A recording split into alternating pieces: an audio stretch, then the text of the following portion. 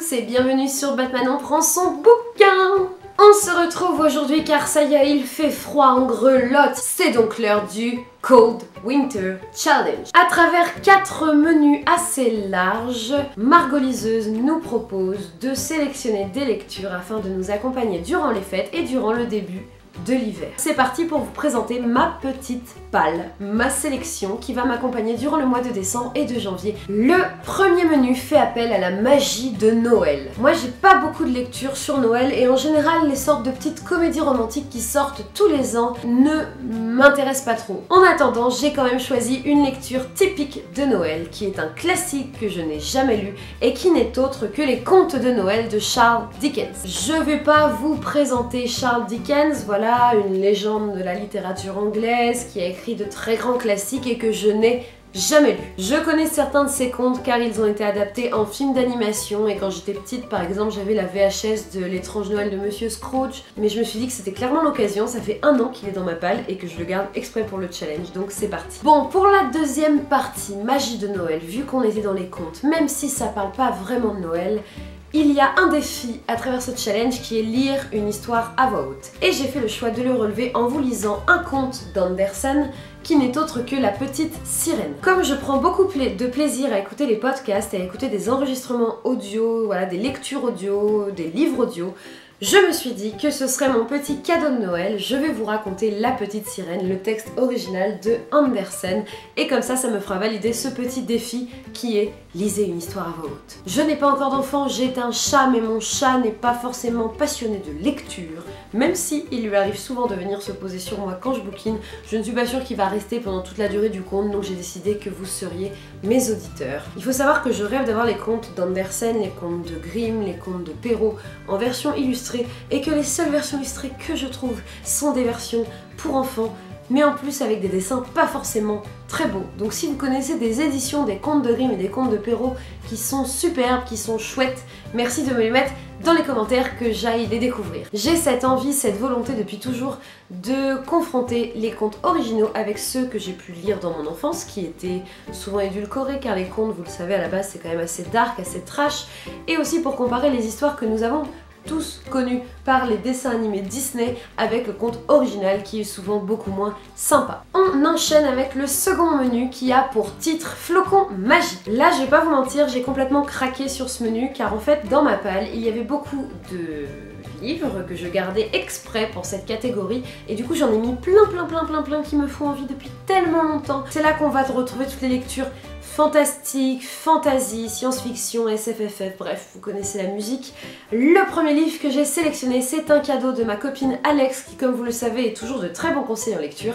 Elle m'a offert lors d'un swap qui avait pour titre La guerre, ce livre au service surnaturel de Sa Majesté de Daniel O'Malley aux éditions Pocket. Ça raconte l'histoire de Myfanwy Thomas, qui va se réveiller un matin au milieu de cadavres à Londres. Et elle a des gants en latex et elle se souvient plus de ce qui s'est passé. Sauf que dans sa poche, il y a une lettre qui lui indique qu'elle allait perdre la mémoire et que c'est tout à fait normal. Et dans cette lettre, on a laissé tous les indices nécessaires pour qu'elle puisse retrouver la mémoire et comprendre ce qu'il s'est passé. C'est pourquoi elle va rejoindre la Tchéquie. Qu'est-ce que la Tchéquie? C'est une organisation secrète chargée de combattre les forces surnaturelles qui menacent la couronne britannique. Donc au milieu de cet univers paranormal, cette jeune femme, elle va côtoyer des gens qui ont des pouvoirs surnaturels et ensemble ils vont essayer de sauver la couronne. C'est complètement farfelu, je ne serais jamais allée vers ce livre. Parce que c'est limite trop farfelu. En même temps c'est anglais et ça parle des anglais, donc c'est l'humour anglais, ils ont quand même écrit Alice au Pays des Merveilles. J'ai hâte de voir, même si là je ne sais pas du tout à quoi m'attendre. J'ai aussi gardé depuis des mois le tome 1 d'une saga qui me fait envie depuis plus d'1 an, qui n'est autre que Des Gardiens des Cités Perdues de Shannon Messenger. Cette saga, ce qu'on me dit d'elle depuis des années, c'est que c'est la saga qui se rapproche le plus d'Harry Potter. Plein de gens te disent ça et tout le monde est assez d'accord pour te dire ça, tu n'as qu'une envie, c'est de te jeter corps et âme dans ce bouquin. Sophie, elle sait depuis toujours qu'elle n'est pas comme tout le monde. Pourquoi? Parce qu'elle entend les pensées des gens autour d'elle. Un jour, elle va apprendre que c'est normal qu'elle ne soit pas comme tout le monde parce qu'elle n'est pas humaine et qu'il existe un univers parallèle de gens comme elle. Elle va du coup rejoindre cet univers, se faire des amis Mais une question demeure, pourquoi est-ce qu'on l'a caché durant toute son enfance dans le monde des humains? Pourquoi j'ai autant attendu aussi, c'est parce que j'ai tellement peur que ce soit tellement bien que moi quand je commence une saga j'ai besoin de la finir avant de passer à une autre. Et vu qu'il y a déjà 7 ou 8 tomes, j'ai peur en fait de lire que ça pendant des semaines. Donc va falloir que je me force à patienter. Parce que j'ai plein d'autres sagas qui m'attendent et qui ont l'air trop bien. Il y a évidemment le tome 3 de la passe miroir qui rejoint Mappal avec la mémoire de Babel. Vous connaissez mon côté maniaque pour avoir tous les livres dans la même collection et le même format. Voilà, moi j'avais commencé la passe miroir très longtemps après tout le monde, donc je l'avais acheté aux éditions Folio dans la collection pour adultes. Comme ça qu'ils la catégorisent parce qu'elle est un petit peu plus discrète en termes de couverture. Voilà, moi j'adore le côté gravure en noir et blanc. Résultat, je lis les livres 6 mois après tout le monde parce qu'ils sortent en poche collection folio adulte 6 mois après les grands formats. Surtout que vous le savez, la passe miroir, le tome 4 sort enfin en novembre, dans quelques semaines.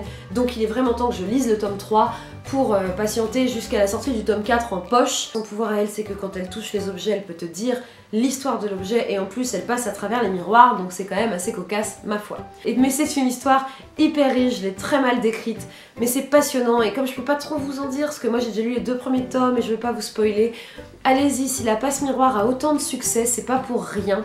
L'univers est hyper charmant, hyper original. Ça se différencie de toutes les autres sagas, ce qui est quand même un plus. C'est accessible pour les adolescents, mais aussi pour les adultes, je dirais même plus pour les adultes. Allez-y, moi en tout cas j'ai hâte parce que le tome 3 il est sorti depuis plusieurs années, hein, donc je me retiens depuis longtemps. Donc je suis contente qu'il soit enfin sorti en mars dernier et je suis heureuse de l'avoir gardé pour le Cold Winter Challenge. Bon, vous avez vite compris que dans ce menu flocon magique, j'ai mis que des sagas de ouf. Et du coup, je me suis acheté le mois dernier, j'ai enfin craqué pour la réécriture du conte de La Belle et la Bête de Sarah J. Maas, qui n'est autre qu'un palais d'épines et de roses. Pourquoi je suis jamais allée vers cette saga? Parce que j'aime pas du tout les couvertures, je les trouve kitsch à souhait. Je suis pas attirée par ce bouquin et la couverture ayant, comme le titre, un rôle très important pour moi quand j'achète des livres. C'est pour ça que j'ai tardé. Mais voilà, plus ça va, plus j'en entends des louanges, plus je vois des gens qui ne sont pas forcément attirés par les sagas et fantastiques et par la réécriture de contes dire que c'est génial, que bah ça y est, je vais me jeter à l'eau. Je vais y aller, j'espère que je serai pas déçue. C'est donc une réécriture du conte de La Belle et la Bête, mais attention, je pense que c'est une réécriture très créative car nous suivons l'histoire de Fer. En chassant dans les bois, va se faire enlever. Ça vous rappelle quelque chose? Et elle va être emmenée dans le royaume des Fae, qui, si j'ai bien compris, sont des créatures immortelles. Sa prison est évidemment un palais magnifique et son geôlier n'est rien d'autre qu'une bête, qu'un monstre cruel. Jusque-là, la réécriture tient debout, apparemment.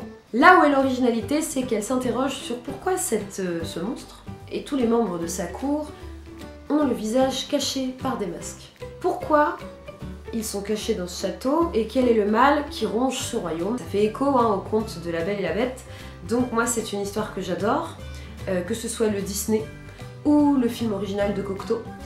Je suis donc très curieuse de lire une réécriture de ce conte et voilà, j'ai hâte de m'y mettre parce que je vous dis, j'en entends tellement des louanges. J'espère que vous en avez pas fait des louanges pour rien. Parce que là, mes attentes sont là, donc je vais forcément être déçue si c'est pas bien. Donc j'espère vraiment, amis youtubeurs, chroniqueurs, instagrammeurs, lecteurs, que tous vos avis, tous vos conseils, ils m'ont pas été faits pour rien. Attention, je vais vous présenter l'une des plus grosses briques de ma bibliothèque. Cette brique n'est autre que l'intégrale de La Croisée des Mondes de Philippe Pullman. À La Croisée des Mondes, j'avais essayé de le lire en CM2, mais je crois que j'étais encore trop jeune, parce que j'ai lu peut-être le 1, je l'ai pas lu en entier, mais j'en ai lu une bonne partie. Ce qui fait que l'univers, je l'ai encore en mémoire, je me rappelle de pas mal de choses. Maintenant que j'ai vieilli, je me suis dit quand même que j'étais passée à côté de quelque chose parce que l'engouement qu'il y a eu autour de cette saga quand j'étais petite, c'était quand même de la folie. J'ai trouvé l'intégrale pour quelques galions chez Gilbert Joseph il y a quelques mois et je me le suis réservé pour le Cold Winter Challenge. À La Croisée des Mondes, ça va nous entraîner à travers 3 univers très différents mais très proches à la fois. On suit une jeune héroïne et son... je sais plus le nom qu'il y a mais ils ont des homologues en animaux, elle c'est un ours blanc. À travers les royaumes du Nord.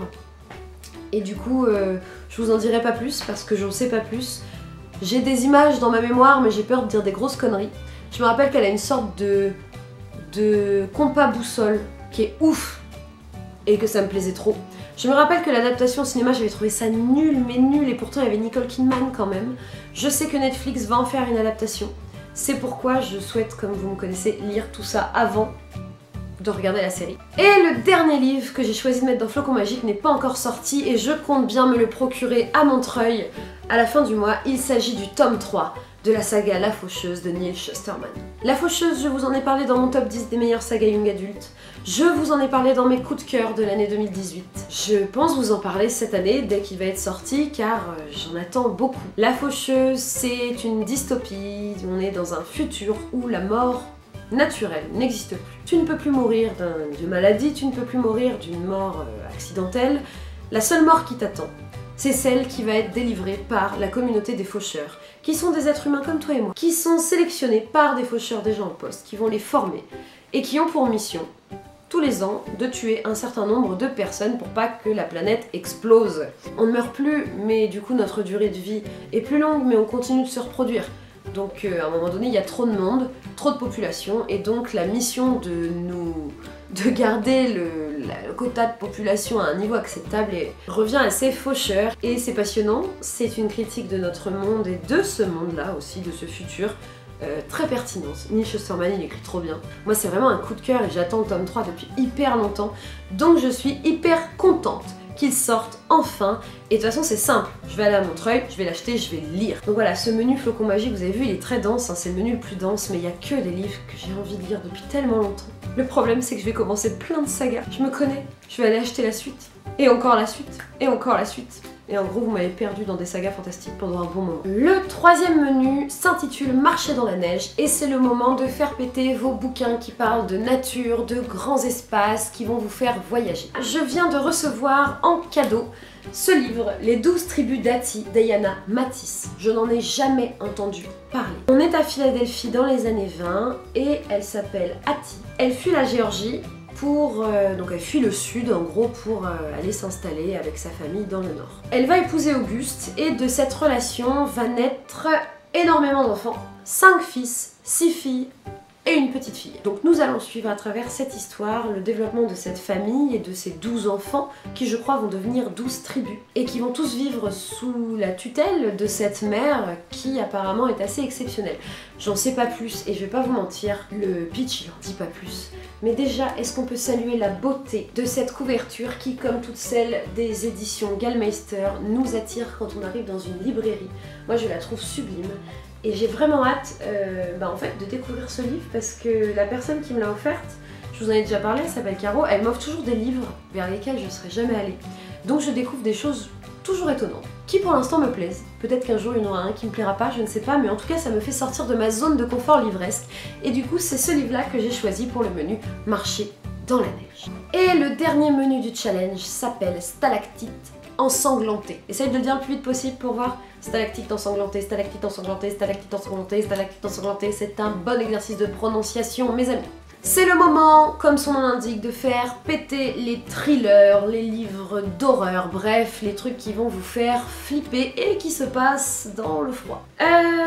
Moi, vous le savez, j'ai peur d'avoir peur, donc je lis très peu de thrillers. Il y a certains polars que je mets de côté tellement je sens que la tension va être insoutenable pour moi. Mais cette fois, j'ai décidé de me violenter un petit peu et de sortir cette relique. Spiro, s'il te plaît, je parle. Spiro veut lire avec nous. Et de sortir une relique de notre bibliothèque qui n'est autre que Snowblind de Christopher Golden. Je devais déjà le lire l'an dernier durant l'hiver et je me suis dégonflée parce que j'avais peur. En fait, on l'a offert à mon amoureux.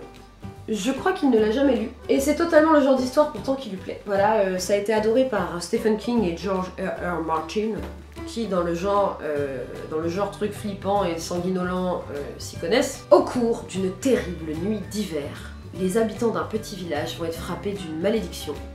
Cette malédiction, c'est une tempête de neige qui va zigouiller plein de gens.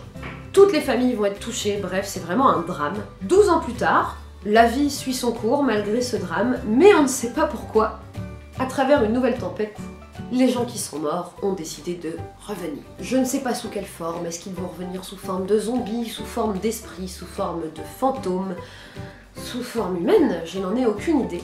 Tout ce que je sais, c'est que Stephen King il dit que ça va me glacer les os et le cœur, donc j'ai peur. il est assez court, c'est pour ça que je l'ai pris parce qu'il fait que 340 pages, donc je me suis dit qu'au pire si j'ai peur ça durera pas trop longtemps. Voilà, là je sors vraiment de ma zone de confort une fois encore. C'est un livre d'horreur, hein, donc je ne vous promets pas de réussir à le lire, mais j'essaye. Je vous promets, j'essaye. Parce que vous arrêtez pas de me dire à chaque fois « Ouais, tu devrais quand même essayer, parce qu'il y a plein de super livres de ce genre-là. » Donc je vous écoute et j'y vais. Voilà, le dernier livre que j'ai voulu mettre dans cette catégorie. Alors, je crois pas du tout que ça se passe dans la neige. Donc pour le côté hiver, on repassera. C'est un livre de Will Hill qui a beaucoup fait parler de lui cette année, qui s'appelle Par le feu. Ça raconte l'histoire d'une femme, ou une jeune femme, je ne sais pas, son âge n'est pas précisé dans le pitch, qui avant vivait dans une secte, derrière une clôture, et elle n'avait pas le droit de sortir. Et là, elle est sortie. Cette secte est menée par un homme qui s'appelle Père John, et c'est lui qui dicte les règles, et c'est lui le roi du monde. Et comme c'est une secte, si tu ne suis pas ces règles, tu te fais, si je ne me trompe pas avec le titre, brûler, immoler, te fais sévèrement punir, voire tuer. Pour moi, c'est assez angoissant tout ce qui est l'univers des sectes. Je trouve ça tout autant fascinant que ça me fait peur et que ça m'effraie. Du coup, j'ai décidé de l'intégrer à ce menu, vu que le but c'est d'avoir peur.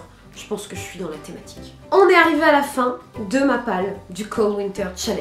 J'ai trop hâte de lire tous ces livres. Vous imaginez même pas comment ils me tentent tous et comment les 2 semaines d'attente avant le début vont être très long. N'hésitez pas à me dire dans les commentaires si vous participez à ce challenge. Si vous ne le connaissez pas, je vous mettrai un lien vers la chaîne de Margot Liseuse, évidemment. Pas de pression pour cette challenge, l'idée c'est vraiment de partager ensemble, donc partageons, dites-moi ce que vous lisez, dites-moi si vous avez lu ces livres, dites-moi si je vais avoir peur, si je vais adorer. Échangeons sur la lecture, car c'est toujours un plaisir de partager avec d'autres lecteurs. Je vous embrasse, je vous souhaite de bonnes fêtes de fin d'année si on ne se revoit pas d'ici là, un bon hiver et un bon Cold Winter Challenge. Ciao!